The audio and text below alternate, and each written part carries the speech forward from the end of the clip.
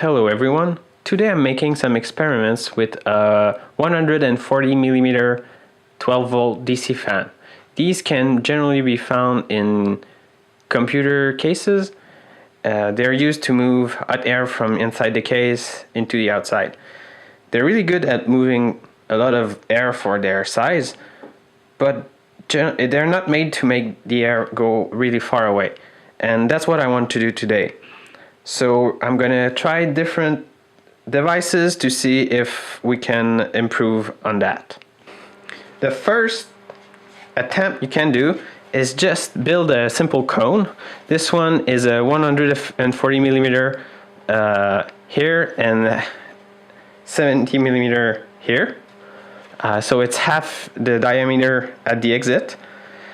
And so let's install it. In theory, it should come out faster and move further on a smaller diameter. So it's the same amount of air, the same number of CFMs. In theory, it's just going faster with a smaller diameter. But using the cone as it is, it actually makes things worse. After like 15 centimeters, 6 inches, you almost don't feel any air. And instead of being focused, it's really diffuse and a big cone around the exit.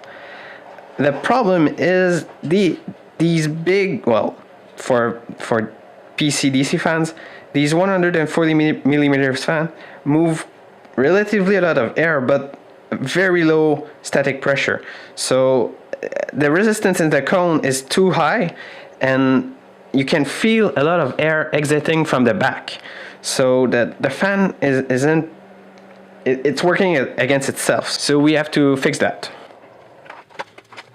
The fan gives a swirl to the air, so it doesn't come out straight, but it's circling around the perimeter of the cone. And when you put your hand, you can feel at the center there's almost no air coming out.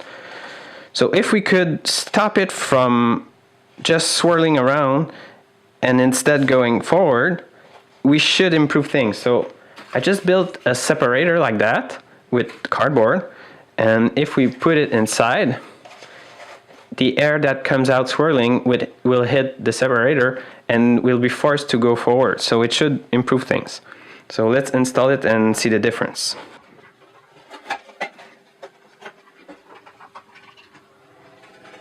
Now, it's hard to show on video, but the air is getting much faster than before.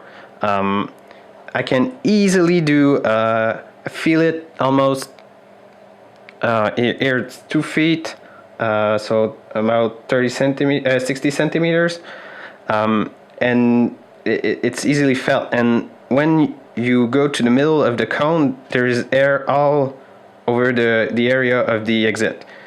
And if you go out, there's still some air coming back, so the fan is working a bit against itself, but it's much better. So this could actually be workable as a solution to mix the air. It would go farther than just the fan itself. But I was thinking maybe we can go further again. And the problem with these fans is they don't make much static pressure. This separator improves things, but maybe we can try to convert more efficiently the swirl of the air into pressure. And compressors in jet engines do just that. There are a succession of fans and stators. The fan gives energy to the air, and the stator converts it into pressure. So I built a basic stator from cardboard, and I'm going to try to install it just after the fan and between and before the nozzle, to see if we can get an even better airflow.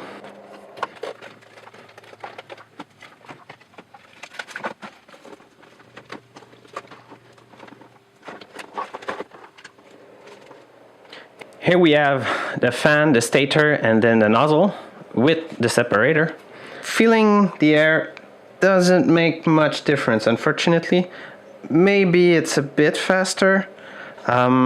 Still some air is coming out of the back. So probably either the stator, I built it really roughly with 45-degree angle of attack fins. No calculations or anything, so maybe we could improve this design. So right now I'm not sure the added complexity is worth the effort. In conclusion, we said that adding a nozzle with a separator is a good way to improve the distance that the air can go using a standard DC fan.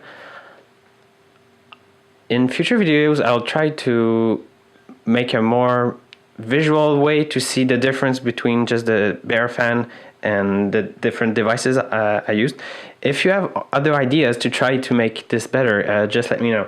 So thanks for watching, and I'll see you soon with updates on this design.